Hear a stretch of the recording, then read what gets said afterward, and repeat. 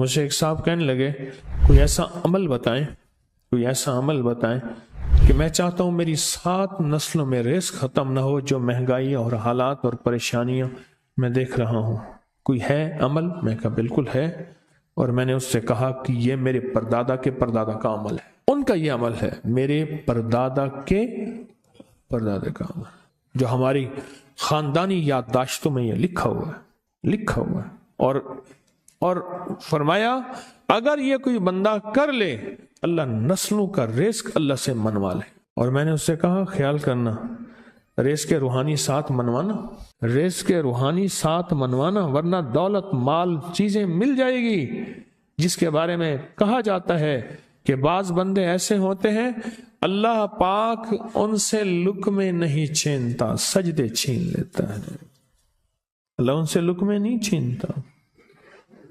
کیوں؟ رزق جسمانی دوسرے لفظوں میں مل رہا ہے، اور رزق روحانی اللہ چھین لیتا ہے۔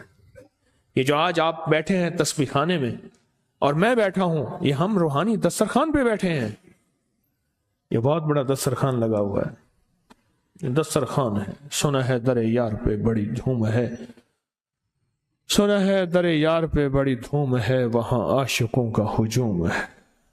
یہ روحانی دسترخوان ہے، میں بھی خود محتاج ہوں، یہ روحانی دسترخوان ہے۔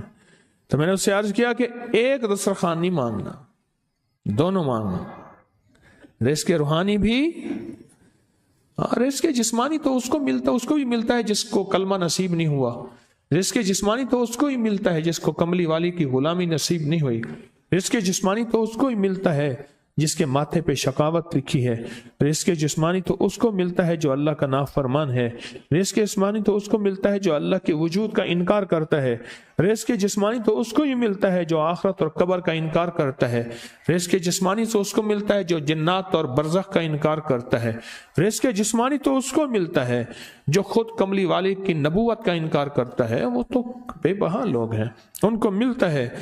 پر تجھے بھی صرف رزق جسمانی ملا اور اللہ سے یہ منوا لیا، نہ یہ نہ منوانا، اللہ سے کہنا ہے اللہ رزق روحانی بھی دے اور رزق جسمانی بھی دے، 2 رزق کٹھے عطا فرما۔ کون سا رزق؟ رزق اور رزق جسمانی بھی دے۔ کہیں ایسا نہ ہو کہ میری نسلوں میں صرف مال دولت اور چیزیں ہوں اور تیرا نام اور تیرے حبیب کا نام نہ ہو، تیرا نام اور تیرے کملی والے کا نام نہ ہو، تیرا نام اور تیرے دوستوں کا نام نہ ہو، تیرا نام اور تیری آل و اصحاب کا نام نہ ہو۔ کہیں ایسا نہ ہو میں محروم ہو جاؤں، مجھے آل اور محمد اور آل محمد اور اصحاب محمد کی نسبتیں یہ بھی ساتھ عطا کیے رکھ۔ میں نے اس سے کہا کہ 2 چیزیں مانگنا۔ اچھا قدرت کا نظام ہے، کچھ دیوانے بھی ہوتے ہیں، یقین والے ہوتے ہیں، آپ جیسے آپ مخلص بیٹھے ہیں، اور پوری دنیا میں ہمارے ساتھ اس وقت مخلص بیٹھے ہیں جو ہماری آج کی محفل میں شریک ہیں، ہوتے ہیں دیوانے۔ مجھ سے کہنے لگا ایک وقت ایک جگہ ہو بہت بہتر۔ میں نے اس سے کہا، میں نے کہا پھر بھی اگر ایک وقت ایک جگہ میسر نہ بھی ہو تو اگر عمل کسی وقت چوک جائے، عمل کی جگہ چوک جائے، عمل کا وقت چوک جائے، مجبوری میں نہ ہو تو بہتر ہے، پر توجہ نہ چوکے، دھیان نہ جائے، استحضار نہ جائے، یقین نہ جائے، اور سچا یقین ہو کہ میرا اللہ خود کہتا ہے یہ مانگنا بھی تو اسی نے دیا ہے نا، جب اس کریم نے مانگنا ہی خود دیا ہے تو عطا بھی خود کرے گا۔ نہیں خوف نارے جہیم کا کہ کرم ہے مجھ پہ کریم کا، وہ خود عطا کرے گا مجھے، اس نے مانگنا دیا دے گا۔ یقین ہو ایسا ایسا ایسا ایسا، اتنا زبردست یقین ہو، اتنا یقین ہو اللہ کے ملنے پہ اور اللہ کے مانگنے پہ، اتنا یقین ہو کہ گمان اور خیال سے بالا تر یقین ہو، بہت زیادہ یقین ہو۔ یاد رکھیے گا میری بات، میری طرف دیکھتے رہیں، یاد رکھیے گا جس کو ملا ہے یقین کی طاقت میں ملا ہے، اور جس سے چھنا ہے بے یقینی نے اس سے سب کچھ چھین لیا، بے یقینی نے اس سے سب کچھ چھین لیا ہے۔ جس کو ملا ہے یقین کی طاقت سے ملا ہے، یقین ہو کہ میں کر رہا ہوں اور اللہ مجھے دے دے گا۔ کہا کہ کیسا یقین ہو؟ کہا جیسے بکری کے تھن دودھ سے بھرے ہوئے اور میں کہوں کہ میرے ہاتھ سے دباؤں گا اور دودھ نکلے گا، اس سے زیادہ یقین۔ اور کہا کس سے زیادہ یقین؟ کہا کہ ایک بڑا نوٹ ہو اور بڑا نوٹ کے اندر جو ہے ایک آنے کی چیز آنی ہے، تو میں کہوں گا اس سے تو اس کی نوٹ کے اندر تو ہزاروں آنے ہیں، اور میں ایک آنے کی چیز، ایک ٹکے کی چیز لوں گا اور میرا کام بن جائے گا، اس سے زیادہ یقین ہو، اور اس سے کہیں زیادہ یقین ہو کہ سخت پیاس ہے اور میں پانی کو دیکھوں، اور پانی کو دیکھتے ہی مجھے یقین ہو کہ اس سخت پیاس میں میرا پیاس بجھ جائے گی، پیٹ بھر جائے گا، اس سے کہیں زیادہ یقین ہو۔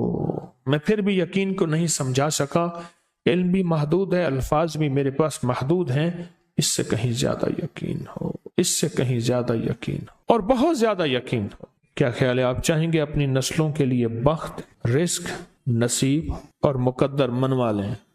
میں نے کہا روزانہ 40 منٹ بیٹھ، 40 منٹ صبح دوپہر شام، جو تیری تنہائی کا وقت ہو، کہ یا اللہ دنیا میں ایسی جگہ کوئی کہیں ہوتی، اکیلے بیٹھے رہتے یاد تیری دل نشیں ہوتی، اکیلے بیٹھے رہتے یاد تیری دل نشیں ہوتی، اور بس صرف ایک بار سورۃ فاتحہ پڑھ، اور اس کے بعد ایاک نعبد و ایاک نستعین کو دوہرا۔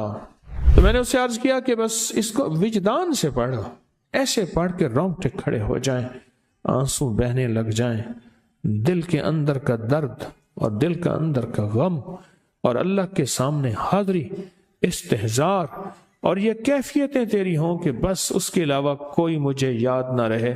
اس درد سے پڑھو، صرف 40 منٹ۔ 40 کی عدد کے ساتھ کائنات کے رازوں کا بڑا تعلق ہے۔ 40 کا جو عدد ہوتا ہے، بس 40 کے عدد کے ساتھ پڑھ، اور بہت توجہ سے پڑھ، اور بہت دھیان سے پڑھ، بہت توجہ سے، روز پڑھ۔ مجھ سے کہنے لگا کتنے دن پڑھوں؟ تو میں نے اس سے کہا مجھ سے یہ دن نہ پوچھ، تیرا دل خود بولے گا کہ فیصلے ہو گئے ہیں، بس ختم، دل خود بولے گا۔ یہ بتائیں کہ پیٹ بھرتے ہوئے کوئی گھنٹی بجتی ہے، یہ دل خود بولتا ہے کہ پیٹ بھر گیا؟ پیاس میں بھی کوئی کہتا تو نہیں ہے کہ آپ کی پیاس بجھ گئی ہے، وہ دل خود بولتا ہے کہ بس اب پانی کی ضرورت نہیں ہے۔ نیند سے دل بھر جائے تو بس دل کے بس اب سو لیا، وہ اٹھیں۔ اسی طرح دل خود بولے، دل خود بولے، کیا بولے؟ دل خود بولے، اور دل اندر بولے، دل اندر بولے کہ اللہ پاک جل شانہ نے نسلوں کے لیے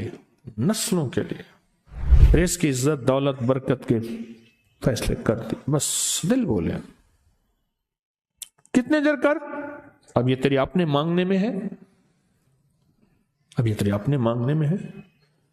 مانگنے میں کمی ہے تو دل نہیں بولے گا، اگر مانگے گا تو پتہ نہیں دنوں میں یا ہفتوں میں، جتنے میں دنوں میں فیصلہ ہو جائے۔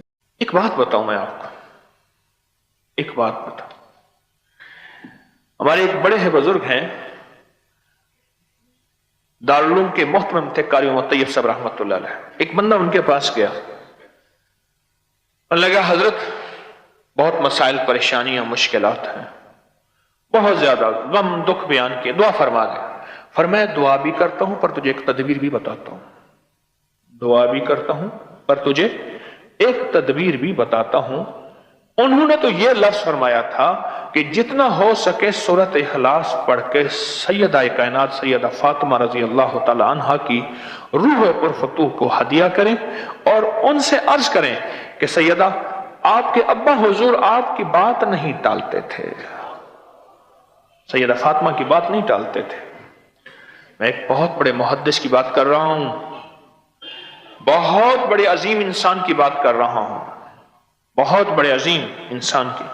فرمایا کہ ایک تدبیر بھی بتاتا ہوں، سورۃ اخلاص پڑھ کے، تعداد انہوں نے نہیں بتائی، اور عرض کریں کہ سیدہ آپ کی بارگاہ میں یہ ہدیہ ہے، آپ کی بارگاہ میں یہ ہدیہ ہے، اور آپ اپنے والد حضرت محمد صلی اللہ تعالی وسلم کی روح کی بارگاہ میں میرا یہ کام کہیں، وہ اللہ سے عرض کریں اور اللہ یہ میرا کام کر دے، کیوں آپ کی سفارش آپ کے ابا نہیں ٹالیں گے۔ یقین جانیے دنیا کا کوئی ناممکن مسئلہ، مشکل مسئلہ، وہ رشتوں کا ہو، وہ رزق کا ہو، وہ صحت کا ہو، وہ کاروبار کا ہو، وہ مقدمات کا ہو، وہ کوئی الجھن ہو، کوئی قسم کا مشکل ترین مسئلہ ہو، یقین جانیے حل ہو جاتا ہے۔